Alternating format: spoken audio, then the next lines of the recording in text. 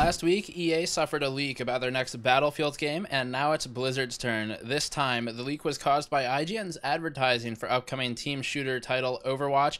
An ad was unintentionally posted ahead of schedule on IGN's site, displaying the text, quote, "Pre-order for open beta early access begins May 3rd.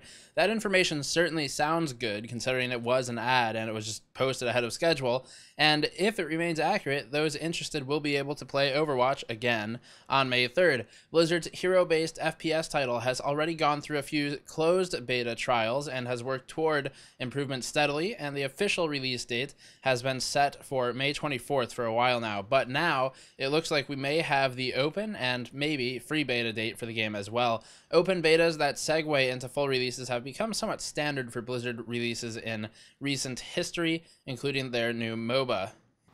Esports giant ESL today announced that their content will now be streamed on Azubu, Hitbox, and Yahoo, of all places, in addition to Twitch. To start off with, the Intel Extreme Masters Championship in Poland from this past weekend will be the first ever event distributed this way. Last year, ESL 1 Cologne set the record for the most concurrent viewers on a single channel, with the CSGO stream reaching 1.3 million viewers at its peak. This new multi-platform approach will allow ESL viewership to expand further.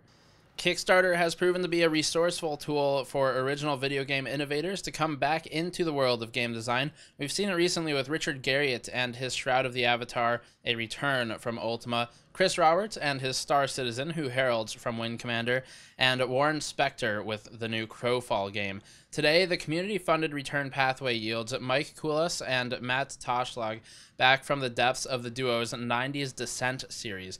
Descent arguably paved the way for games with 6 degrees of freedom, still a rarity in gaming outside of the odd space game. And recently, these guys turned to Kickstarter to launch Overload, a modern take on the style of game they established over 20 years ago. Today, the team is a part of Revival Games, who launched a playable teaser for Overload on PC, and it's open to anyone, not just backers. So if you've got a bout of nostalgia or never played Descent, Overload's a worthwhile download for a free trial of the 6 Degrees of Freedom style game.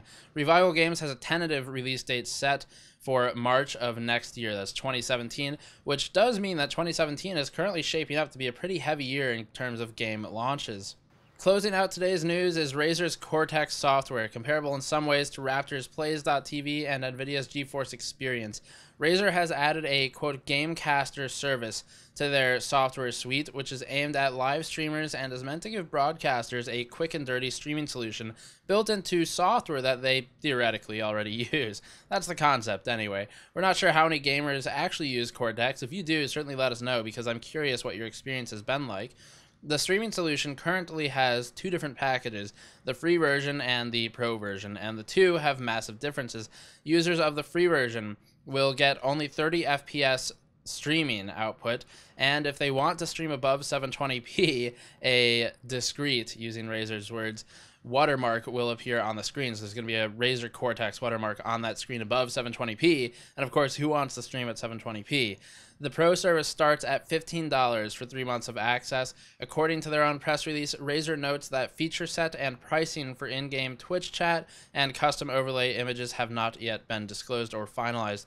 That's all for the extra game news update for this week. We know there's already been one on the channel for about a day now, but it's just non-stop news, which is cool. So remember to subscribe for more content. Check us out on Patreon to support us directly.